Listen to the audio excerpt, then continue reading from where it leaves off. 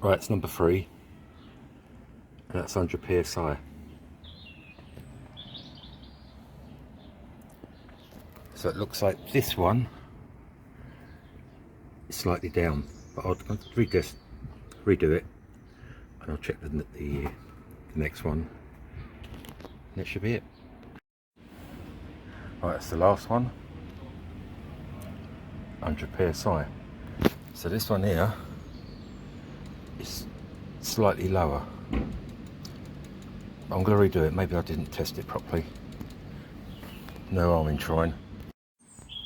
Right, redone that second cylinder, or number 3, whichever way you want to look at it, and it's just slightly under 100.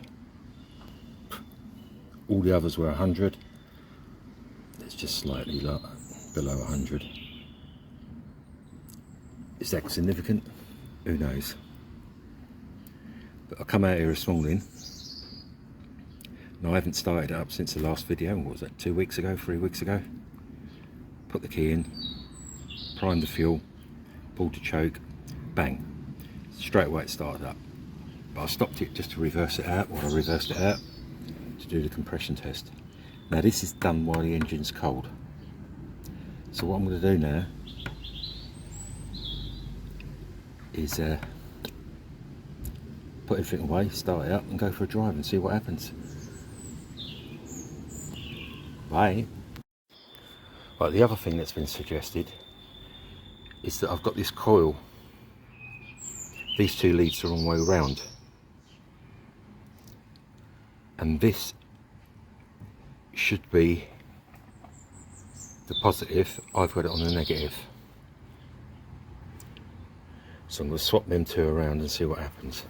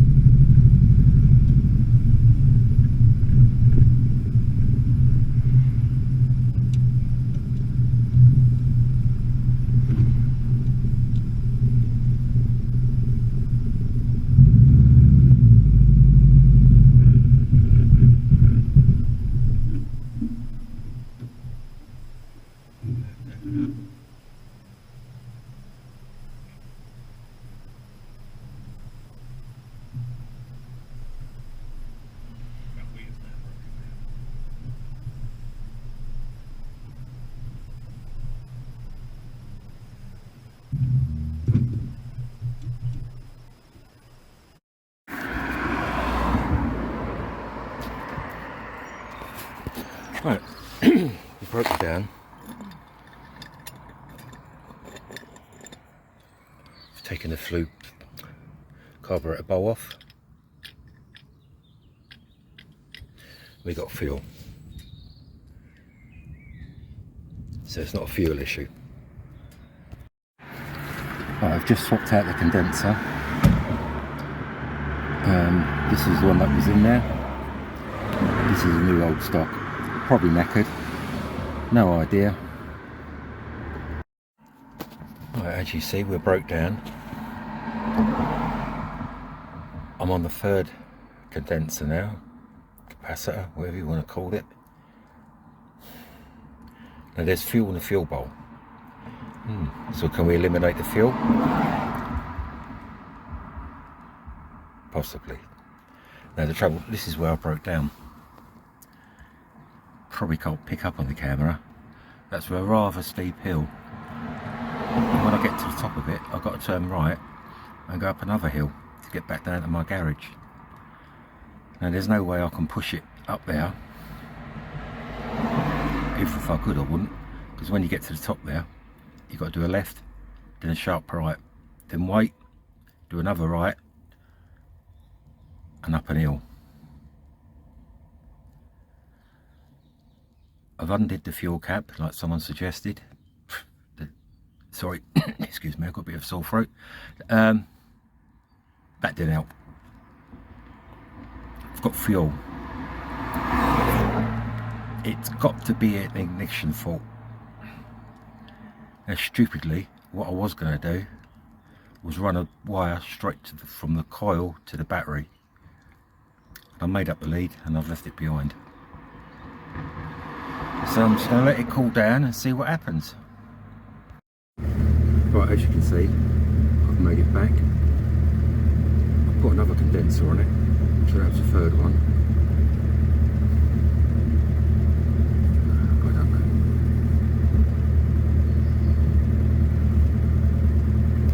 I'm going to leave it ticking over. Maybe go drive down there and back again, see what happens. As soon as you let it cool down, it'll start.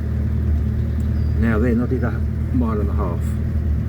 It's quite a warm day today, for once. I should have brought that lead with me. Well, let's go for a drive, see what happens.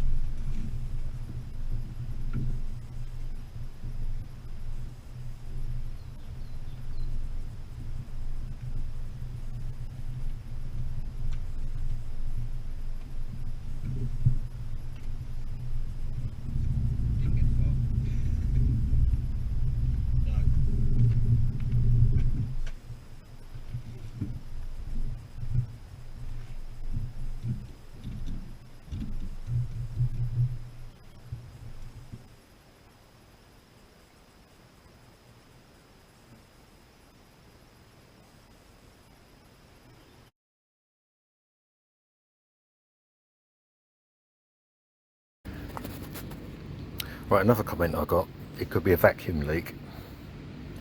Now I've noticed this is not a very good fit in there. In fact, it looks like it's been siliconed. So what I've done, I don't know whether this is the right thing to do.